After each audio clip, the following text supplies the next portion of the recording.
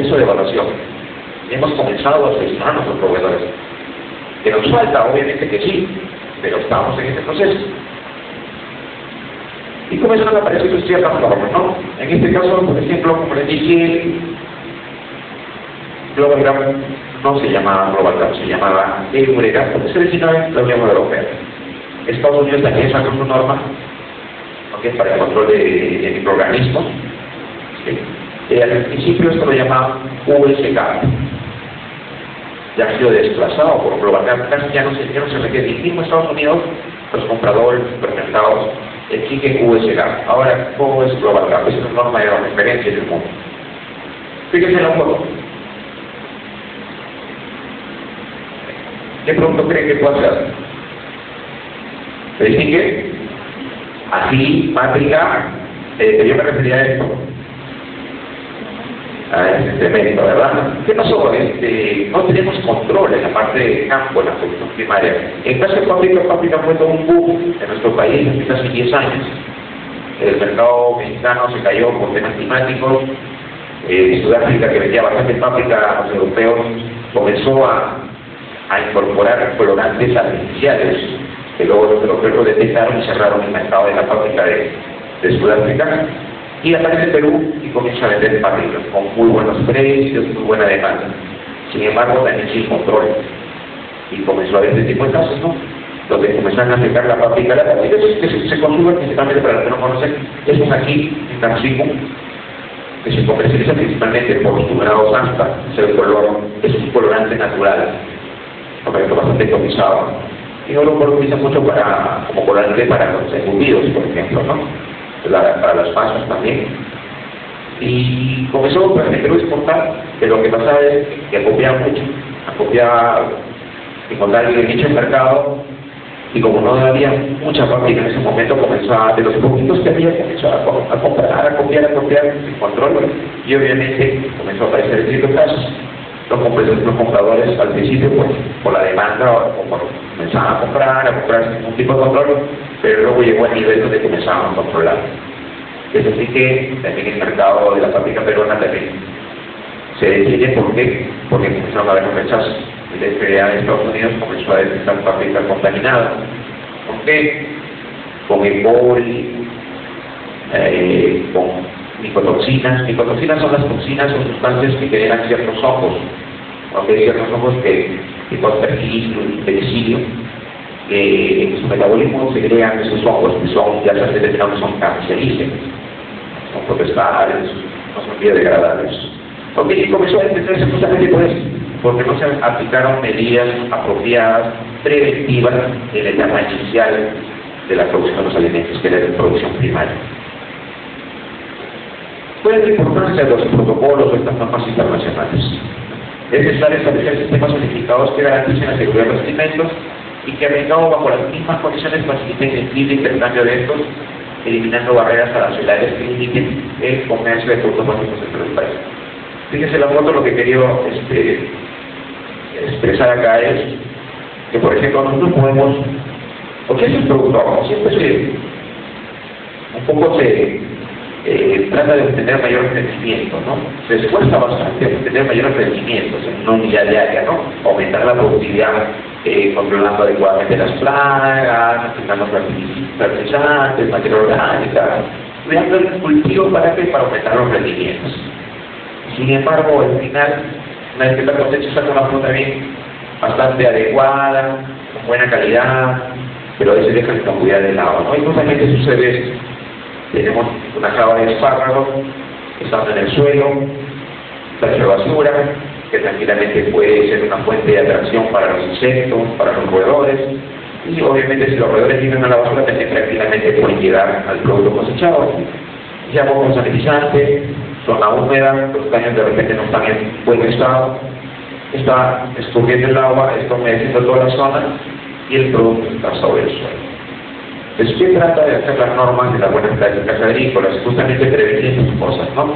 El productor haga una evaluación de los peligros en las diferentes etapas de la producción del alimento y comience a tomar medidas preventivas. ¿Justamente para qué? Para evitar que estas cosas no sucedan. Este otro caso, fíjense, Las fuentes están de riego con envases de pesticidas, que bueno, no solamente son pesticidas de botellas de gaseosa, de agua, de lubricantes, pero lo que más hay es botellas de pesticidas, ¿no? ¿Qué hace nuestro pequeño productor? Una vez que hace la fumigación, lo primero que hace es el envase, agarra, lo tira a la cerra del vecino, lo entierra, lo tira al canal de riego. Eso es lo primero que hace. Entonces ahora sabemos que pues obviamente tenemos que gestionar. ¿Por qué? Porque uno de los requisitos, uno de los pilares de las buenas prácticas agrícolas es justamente cuidar el medio ambiente. Pero después vamos a ver de qué manera Global Gap nos presiona para que podamos gestionar adecuadamente esos envases. ¿Qué más? En los últimos años se han incrementado los casos de enfermedades, inclusive muertes por frutas y hortalizas contaminadas. Como le digo, ahora es fácil enterarse de este tipo de cosas, ¿no? Como en Internet, cuestión de segundos, algo que sucede en África, que sucede en Europa, automáticamente nos vamos enterando. Son de minutos, ¿no? Y eso sucede también en las alertas sanitarias. Las alertas sanitarias mundiales son especies de avisos que lanzan los organismos oficiales. Por ejemplo, ¿no? Hace unos cuantos años Cuba, que salió de Chincha, llegó a Europa contaminada, había superado los límites máximos de pesticidas y automáticamente la autoridad sanitaria de ese país que recibió la fruta lanza una alerta sanitaria que recorre todo el mundo, a todos los organismos sanitarios, como que dice el SENASE en ese país, ¿no? Y todo el mundo se entera que la fruta que provino, la uva que provino de Perú, ha superado los límites máximos de por lo tanto, un muestreo que normalmente se hace en el puerto de origen, cuando llega la fruta a destino, un muestreo que normalmente es aleatorio, al azar, ya no está al azar. O sea, fruta peruana, inmediatamente los puntos, los agentes de aduana se dan como los centros para FDA, ya el muestreo que hacen a los diversos puertos pues se centraliza en esa fruta peruana, justamente por la alerta sanitaria que ha salido en el mundo. Y eso es cuestión de segundos, ¿no? Como le digo, ahora con Internet es algo inmediato. En el 98, el FDA, el USDA, el Ministerio de Agricultura de Estados Unidos, desarrolló una guía para reducir el mínimo del riesgo microbiano en los alimentos, frutas y hortalizas, y se basan en 4 principios fundamentales. Ya en el 2002, el FDA promulga la Ley de Seguridad de la Salud Pública y Preparación de Respuesta ante el Bioterrorismo, Ley contra el Bioterrorismo. Es otra ley que apareció en el 2002. ¿Por qué? Porque se supone que para que hubo en el 2001, ¿verdad? El atentado del 9/11 en las Torres Gemelas. Sí, pero ahora los norteamericanos han hecho, después de hacer su evaluación, han determinado que los ataques terroristas ya no van a ser ni con aviones, ni con cohetes, ni con misiles. No, los ataques terroristas van a ser efectuados contaminando no solamente el agua que consumen los norteamericanos, sino con el ingreso de alimentos contaminados con enfermedades muy violentas. ¿Ok? Entonces, están tomando sus precauciones más que todo de esa manera, ¿no? El control de los alimentos que ingresan en esta ley de bioterrorismo, ya se comienzan a controlar los exportadores de diferentes países que mandan alimentos. Tenemos que avisar, tenemos que registrar la planta, tenemos que avisar a las aduanas en qué momento está llegando el producto, que es alimento, por qué puerto, para que tomen precauciones. Obviamente hay un análisis de peligro, ¿no? Donde dicen, oye, no es lo mismo un alimento que viene de Perú que, por ejemplo, un alimento que viene de Francia. No es lo mismo un cargamento que viene de Colombia que un cargamento que viene, por ejemplo, no sé, de Italia, ¿no? Hacen una evaluación de peligros, obviamente. No es lo mismo un cargamento de alimentos que viene, por ejemplo, no sé, de Irak, otro que viene, no sé, de México, por ejemplo, ¿no? Entonces hacen su evaluación de peligros, obviamente, y determinan dónde tiene que tener mayor precaución y dónde no. Pero esta ley, la ley de bioterrorismo, justamente aparece después del atentado de las Torres Gemelas, donde ya se centra más que todo la importancia de tratar de inspeccionar con mayor acuosidad los cargamentos que vienen de países que puedan generar de una u otra manera cierto grado de peligrosidad, ¿no?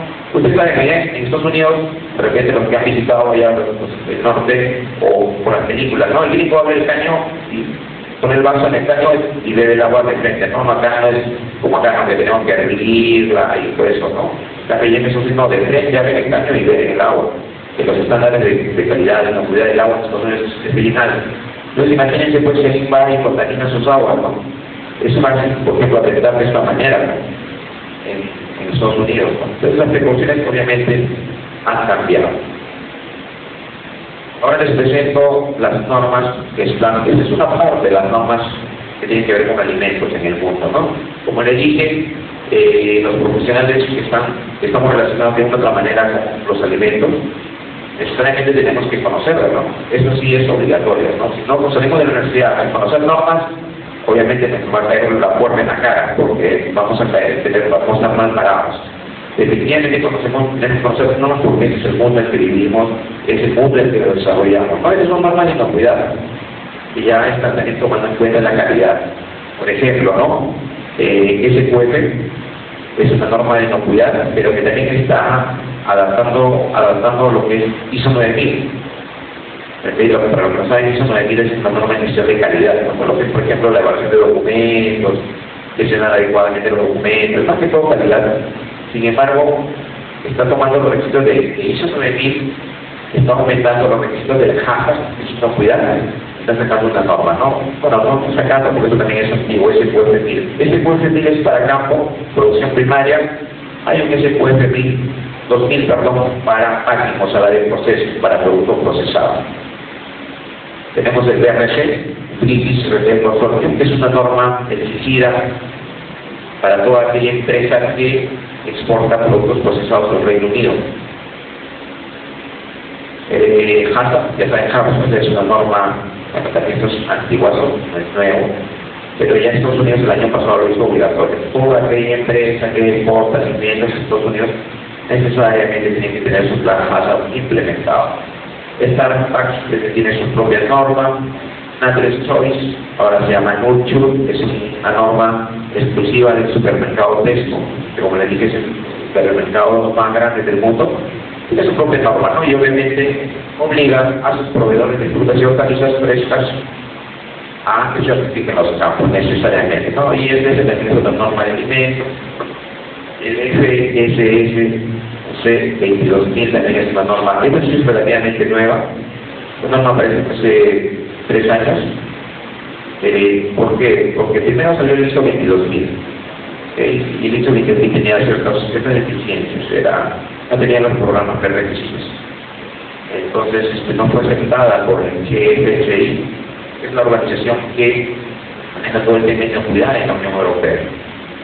Entonces idearon el Food Safety Certificación 22000, que unía el ISO 22000 más los programas prerequisitos. Estos programas prerequisitos fueron detallados en la norma PAS 2008. ¿Qué más? Bueno, aparte de eso, como digo, hay un sinnúmero de normas que están circulando en el medio para el mundo de alimentos, y obviamente es necesario que lo conozcamos. Después vamos a detallar esas normas en qué consisten, una breve resumen de esas normas. Entonces comenzamos a hablar algo de la historia de Global Gap. Como dije al inicio, Global Gap no se llamaba Global Gap, se llamaba EUREGAP, y era la traducción es Eure Representative World Produce Working Group, Eure, y GAP es Food Agricultural Practice, buenas prácticas agrícolas. Para el caso de ámbito de frutas y hortalizas, porque Global Gap abarca no solamente cultivos, Global Gap también abarca el tema agropecuario, ganadería, ave de corral, también abarca acuicultura. Lo que pasa es que vamos a hablar más de frutas y hortalizas en este ámbito porque nuestro país ya hay 300 empresas certificadas en Global Gap para el ámbito de frutas y hortalizas. Para el ámbito pecuario, para el ámbito de acuicultura, lamentablemente aún no hay empresas certificadas por diferentes motivos. Uno de ellos, creo yo, que es el alimento, porque Global Gap exige, es un requisito que, por ejemplo, si queremos tener una explotación agropecuaria o una explotación acuícola, necesariamente el alimento tiene que provenir de empresas certificadas con Global Gap, que es lo que no hay en nuestro país. Entonces, todo esto